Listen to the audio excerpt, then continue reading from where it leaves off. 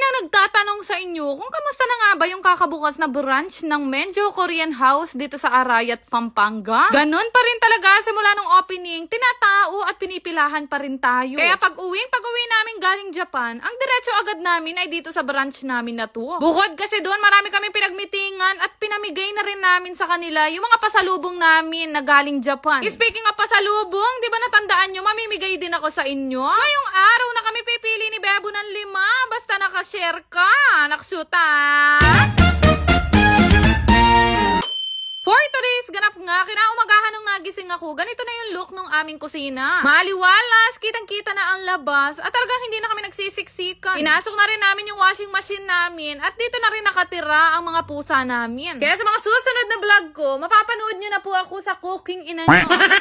Maaga kaming aalis ngayon dahil meron kaming bibilhin ng mga gamit nga dito sa bahay. After kasi na mahabang trip namin sa Japan, kailangan namin maghabol ng maraming trabaho diyan. Inuna ko ng puntahan, ito lagi namin pinagbibilhan ng gamit malapit nga sa SM Pulilan. Nauna ko pang i-upload yung pagdating ng tables and chairs bago yung pagbili. Basta may kailangan kami na gamit sa bahay, dito kami tumitingin kasi malapit lang din sa amin. Tingin kami dalawa ni Bebo dito kasi napakarami din namin choices. Kung pinili ko nga, yun talagang pangmalakasan at pag nakaupo kami para kaming toro, family, loko. Pagkatapos nga noon, nagkaayaan naman kami na magpunta ng SM Pulilan dahil hindi pa kami nanananghalian. Dumiretso kami dito sa may Jerry's Grill dahil ang gusto nga namin, pagkaing Pinoy. Kaya mo naman, tumira ng 6 months sa Japan kung mag-crave. At fast forward, pagkatapos namin kumain, syempre ang diretso namin sa Arayat na. Mula Pulilan hanggang sa Arayat, nagbiyahe kami siguro mga kulang 2 oras. Pagdating namin dito, halos paggabi na nga at napakarami na rin tao. Simula kaninang umaga nga daw, sabi ng mga staff, napakarami daw tao at full house daw. Pero anyway, habang nasa Japan kami, napakarami ko din naging stress dito sa samjihan namin na to.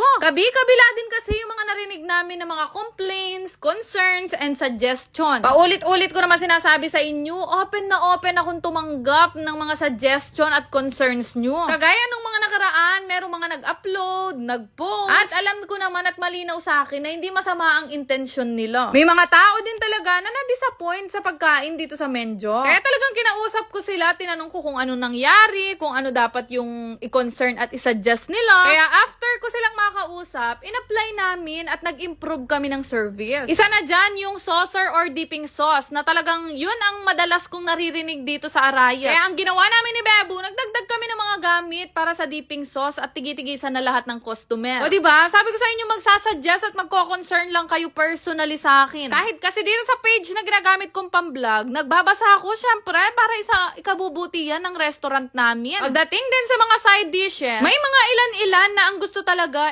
tigi-tigisa sila ng side dishes, ayaw nila ng sharing. Pinakinggan ko din yung mga ganong concern, kaya ngayon gumawa kami ng papel ni Bebo at makikita nyo parang nagsusulat o nag-e-exam yung mga customer namin.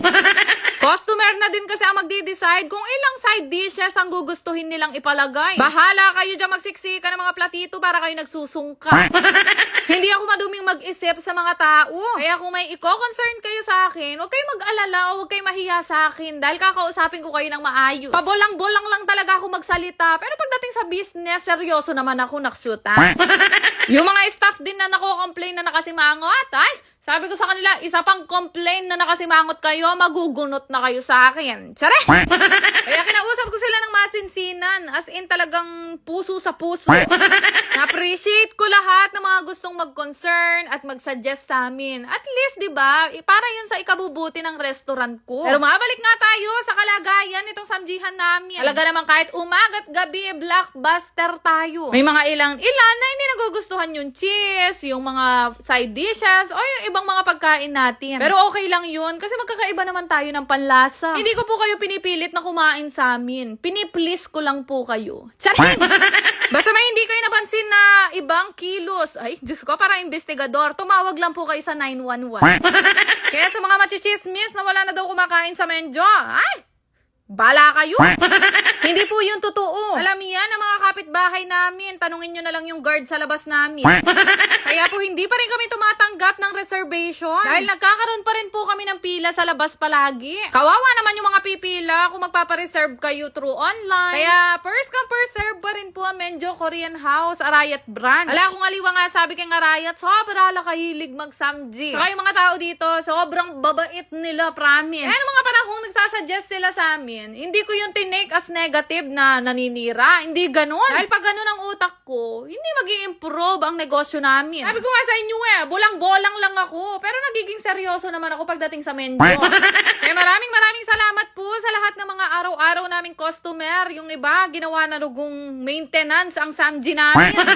Yung iba, na-appreciate ko yung mga ibang negosyo dito. Talagang after ng trabaho nila, dumidiretso pa sila sa amin. Sa mga nagtatanong naman, open po kami hanggang 11 p.m. at ang huling cut-off namin ay 9:30. After ng mga customer, nag-meeting naman kami. Siyempre, kailangan ko explain sa kanila yung mga nangyari nitong nakalipas na araw. Pare-pareho kami nalulungkot, siyempre. Sabi ko nga, para sa ikabubuti nating lahat, kailangan natin sundin kung ano yung mga sinasabi din ng mga customer. Habang nagiging seryoso na nga ang usapan, tinigil ko na din. Inilabas ko na nga yung mga hinanda na rin namin na pasalubong galing sa kanila. Abe, syempre, every country naman na pinupuntahan namin, merong pasalubong yung mga staff namin. Problema, mas lumalaki yung gastos namin dahil mas dumadami na sila ngayon. Naksyuta?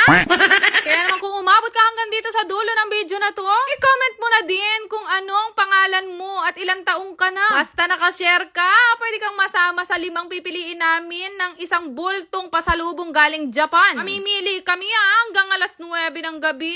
Naksyuta! Yan naman! Salamat!